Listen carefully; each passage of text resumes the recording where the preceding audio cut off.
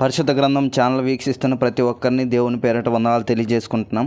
ప్రేమ, సంతోషము, సమాధానం సదా మీకు తోడేండి నడిపించును గాక. నిన్నటి దినాన యెషయా గ్రంథం 15వ అధ్యాయం చదువుకున్నాం. ఈరోజు యెషయా గ్రంథం 16వ అధ్యాయం చదువుకున్నాం.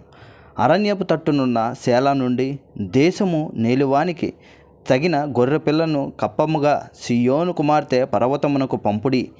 గూటి నుండి చెదిరి ఇటు అటు ఎగురు పక్షుల వలె అర్నోను రేవుల యొద్ద మోయాబు కుమార్తెలు కనబడుదురు. ఆలోచన చెప్పుము, విమర్శ చేయుము.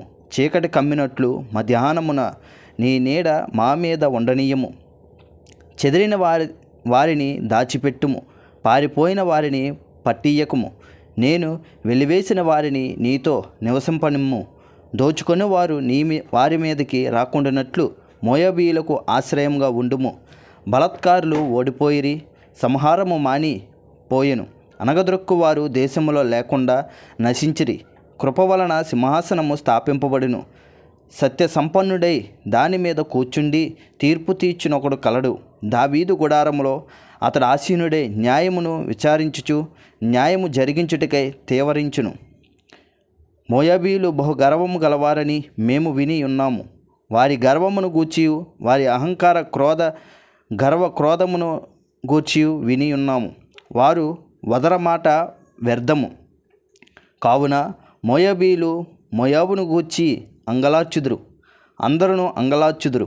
మోయాబీలారా, కేవలం పాడైయున్న కిర్వోరేసేతు ద్రాక్ష పండ్ల అడ్డలు దొరకక మీరు మూలుగుదురు. ఏలయనగా హెష్బోను పొలములు సిబ్మా ద్రాక్షవల్లులు వాడిపోయెను. దాని శ్రేష్టమైన ద్రాక్షవల్లులను జనముల అధికారులు అనగద్రొక్కిరి. అవి యాజారు వరకు వ్యాపించెను, అరణ్యంలోనికి ప్రాకెను. దాని తీగలు విశాలముగా వ్యాపించి సముద్రమును దాటెను. అందువలన యాజారు ఏడ్చినట్టు నేను సిబ్మా ద్రాక్షవల్లుల నిమిత్తము ఏడ్చెదను. హెష్బోను ఎలాలే, నా కన్నీళ్ళ చేత నిన్ను తడిపెదను. ఏలయనగా ద్రాక్ష తొట్టి త్రొక్కి సంతోషించినట్లు నీ శత్రువులు నీ వేసవికాల ఫలముల మీదను నీ కోత మీదను పడి కేకలు వేయుదురు. ఆనంద సంతోషములు ఫలభరితమైన పొలము నుండి మానిపోయెను. ద్రాక్షల తోటలో సంగీతము వినబడదు, ఉత్సాహధ్వని వినబడదు. గానుగలలో ద్రాక్ష గెలలను త్రొక్కువాడెవడనూ లేడు. ద్రాక్షల తొట్టి త్రొక్కువాని సంతోషపు కేకలు నేను మాన్పించి విన్నాను.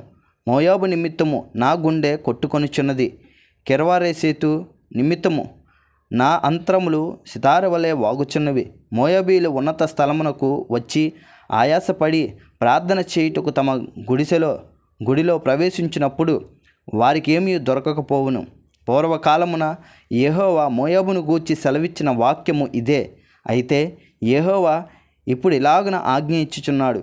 కూలివాని లెక్క ప్రకారము 3 ఏండ్లులోగా మోయాబీల యొక్క ప్రభావమును వారి సమూహమును అవమానపరచబడును. శేషము బహు కొద్దిగా మిగులును, అది అతి స్వల్పముగా ఉండును. ఇంతటితో యెషయా గ్రంథం 16వ అధ్యాయం పూర్తయింది.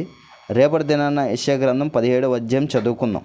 ప్రేమ, సంతోషము, సమాధానం సదా మీకు తోడేండి నడిపించును గాక. ఆమేన్.